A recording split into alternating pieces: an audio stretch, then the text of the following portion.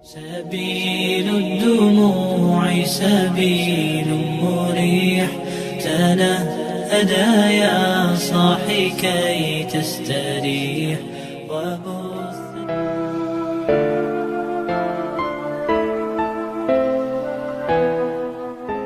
Bismillahirrahmanirrahim. Alhamdulillahirrabbilalamin. Wassalatu wassalamu ala asrafil anbiya'i wal mursalin Nabiyina wa habibina Muhammadin wa ala alihi wa sahbihi ajma'in wa man tabi'ahum bi ihsani ila yaumiddin. Amma ba'du.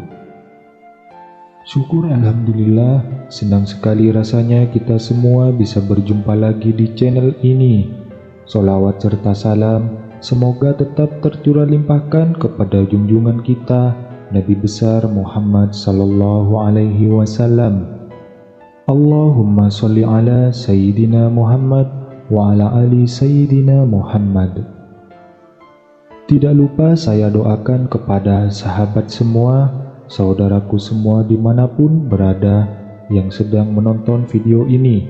Semoga Allah Subhanahu wa Ta'ala senantiasa memberikan kesehatan, dipanjangkan umurnya, dimurahkan rezekinya, dimudahkan segala urusannya, dan semoga selalu dalam lindungan Allah Subhanahu wa Ta'ala.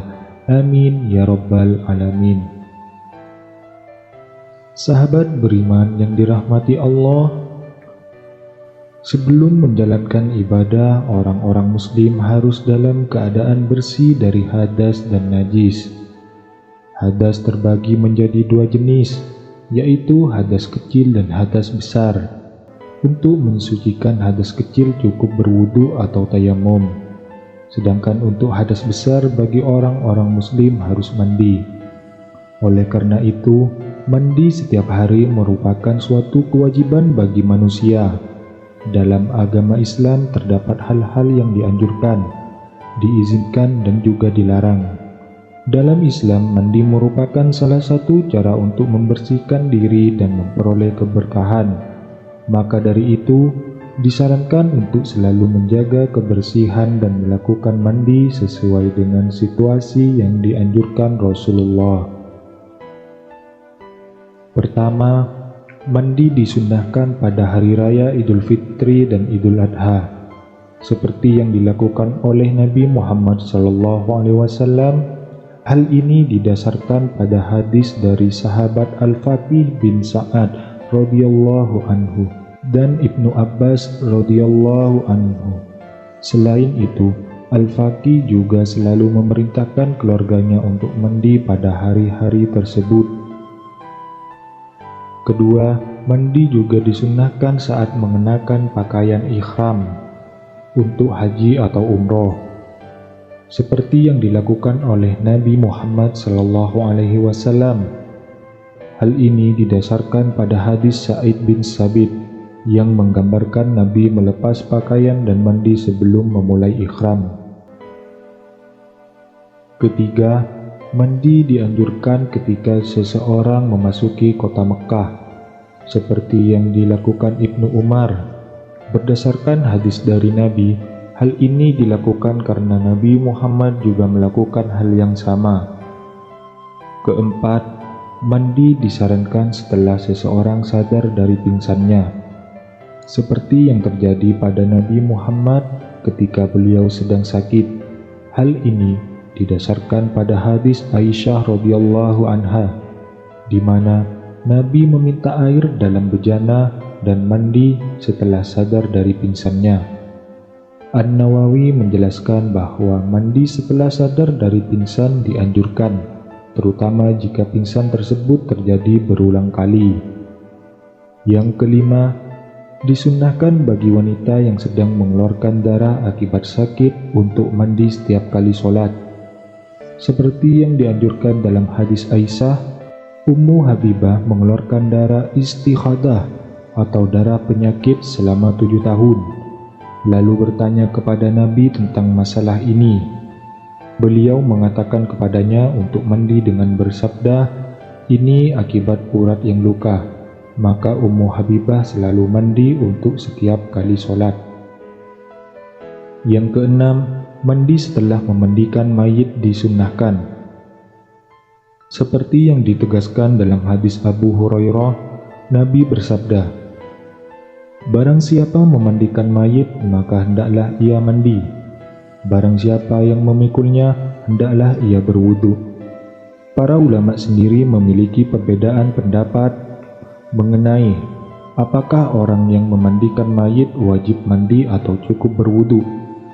Mayoritas ulama dari para sahabat dan ulama sesudahnya mengatakan bahwa mandi setelah memandikan mayit tidak wajib, melainkan disunnahkan. Sebagian ulama berpendapat bahwa minimal harus berwudu setelah memandikan mayit. Yang ketujuh, mandi sebelum sholat Jumat adalah suatu ibadah yang disunnahkan. Hal ini berdasarkan dari hadis Ibnu Umar bahwa Nabi bersabda, "Barang siapa yang menghadiri sholat Jumat, baik laki-laki maupun perempuan, maka hendaklah ia mandi. Sedangkan yang tidak menghadirinya, baik laki-laki maupun perempuan, maka ia tidak punya keharusan untuk mandi." Ulama yang menyatakan bahwa mandi itu wajib dengan argumen dari dua hadis dari Bukhari dan Muslim yang menyebutkan bahwa setiap muslim harus mandi 1 kali dalam seminggu, dan hadis lain menyebutkan bahwa jika seseorang di antara kita menghadiri sholat Jumat, maka hendaklah ia mandi. Namun sebagian ulama berpendapat bahwa mandi Jumat hanya disunnahkan. Mereka berdalil dengan hadis yang menyebutkan bahwa barang siapa yang berwudu di hari Jumat, maka itu baik. Namun barang siapa mandi ketika itu, maka itu lebih afdol. Hadis ini didhaifkan oleh sebagian ulama, namun ada juga yang mensahihkannya. Sahabat beriman yang dirahmati Allah, lalu bagaimana cara mandinya Rasulullah Shallallahu Alaihi Wasallam? Rasulullah memiliki tempat mandi yang sangat mewah, bahkan bisa disebut sebagai tempat mandi para raja. Kemewahan yang ada bukanlah dari benda-benda yang ada di kamar mandinya, namun hakikatnya, jika kita menginjak tempat tersebut, kita bisa merasakan keindahan air yang ada di sana. Cara mandi yang benar tidak hanya melepas pakaian dan langsung menyiramkan air ke seluruh tubuh. Ada beberapa urutan yang harus diikuti, yaitu dimulai dengan menyiram air ke telapak kaki, lalu betis, paha, perut, dan pundak. Setelah itu berhentilah sejenak selama 5-10 detik. Lalu rasakan seperti ada uap atau angin yang keluar dari ubun-ubun. Barulah kemudian kita bisa melanjutkan mandi seperti biasa. Hikmah dari cara mandi yang benar ini adalah untuk menghindari retaknya tubuh, seperti halnya gelas yang diisi dengan air panas kemudian diisi air dingin. Tubuh kita juga cenderung panas, sedangkan air mandi yang kita gunakan cenderung dingin. Jika kita langsung menyiramkan air ke seluruh tubuh kita, bahkan kepala kita, angin yang seharusnya keluar malah terperangkap dan bisa menyebabkan pecahnya pembuluh darah. Jika cara mandi kita tidak benar, maka dapat menimbulkan berbagai masalah kesehatan, seperti jatuh di kamar mandi, stroke, masuk angin, dan migran. Oleh karena itu, penting bagi kita untuk mengetahui cara mandi yang benar, agar tubuh kita tetap sehat dan terhindar dari berbagai masalah kesehatan. Lalu perhatikan juga waktu yang dianjurkan dan dilarang oleh Rasulullah Shallallahu Alaihi Wasallam ketika mandi. Menurut buku Fikih Islam Wadillatuhu Jilid 2, karya Profesor Dr. Wahbah Az-Zuhaili, waktu mandi menurut mazhab Syafi'i adalah pertengahan malam, sedangkan menurut mazhab Maliki dianjurkan pada 1/6 terakhir malam dan setelah sholat subuh. Sementara itu mazhab Hanafi dan Hambali memerintahkan untuk melakukan mandi setelah sholat subuh. Dari keempat mazhab tersebut dianjurkan untuk mandi pada pagi hari, baik setelah tengah malam maupun setelah sholat subuh. Hal ini dikarenakan pada waktu tersebut kandungan ozon pada air sangatlah tinggi, sehingga tubuh terasa lebih segar dan daya tubuh meningkat. Maka dari itu, sebagai seorang muslim sangat penting untuk menjaga waktu mandi yang baik dan dianjurkan dalam agama Islam. Sahabat beriman, dalam agama Islam juga terdapat 3 waktu yang dilarang untuk kita mandi. Larangan ini ditetapkan karena pada waktu-waktu ini tubuh manusia sedang mengalami yang rawan dan memerlukan istirahat. Yang pertama yaitu 30 menit setelah sholat Ashar. Pada waktu tertentu, suhu tubuh manusia meningkat dan sangat tidak disarankan untuk mandi pada saat itu, karena dapat menimbulkan rasa lelah dan letih. Salah satu larangan yang harus diperhatikan adalah jangan mandi selama 30 menit setelah sholat Ashar.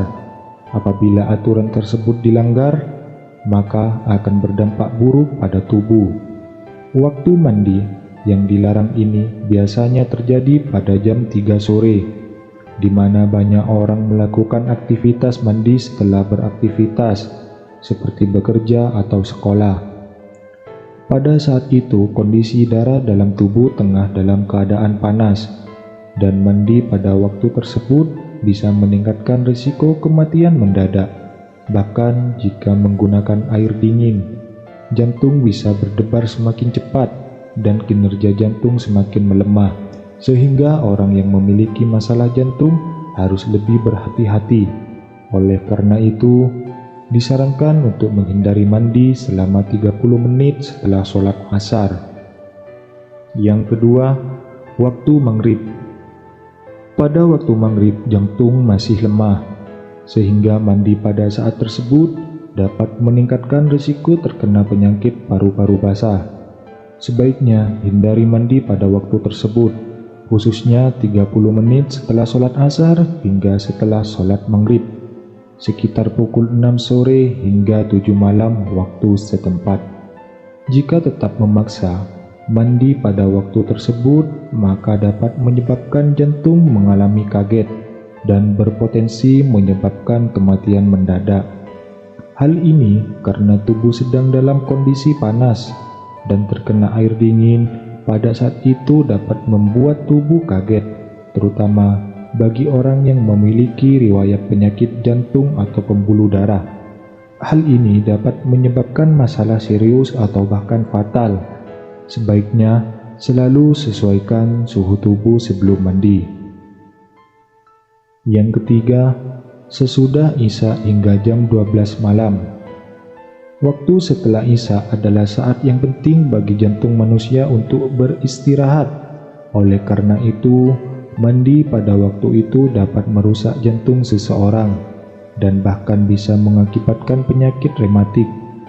Jangan mandi antara pukul 7 hingga 12 malam karena suhu tubuh sedang panas pada waktu itu. Dan memaksa mandi dapat membahayakan tubuh karena tidak sesuai dengan suhu tubuh. Mandi dengan air dingin pada saat suhu tubuh sedang panas dapat menyebabkan rasa tidak nyaman setelah mandi. Selain itu, hal ini juga dapat menyebabkan otot menjadi kaku. Meskipun tidak terlalu berbahaya, menurut Rasulullah, mandi yang tepat adalah di waktu subuh atau sebelum subuh, karena pada saat itu air mengandung ozon lebih tinggi sehingga sangat baik untuk tubuh dan bisa membuat Anda awet muda serta meningkatkan daya tahan tubuh. Sahabat beriman yang dirahmati Allah, larangan-larangan tersebut tidak berlaku secara mutlak dan tidak ada sanksi apapun jika melanggar larangan tersebut. Larangan tersebut hanya dianjurkan agar tubuh kita tidak terganggu keseimbangannya. Namun, sangat penting untuk mencuci anggota tubuh yang berkeringat, terutama pada daerah-daerah tertentu, untuk tetap menjaga kebersihan dan kesehatan tubuh. Demikianlah yang bisa saya bagikan pada video kali ini. Semoga apa yang disampaikan dalam video ini bisa bermanfaat bagi kita semua, dan semoga kita semua selalu mendapatkan syafaat dari baginda Nabi besar Muhammad sallallahu alaihi wasallam. Amin ya rabbal alamin. Assalamualaikum warahmatullahi wabarakatuh.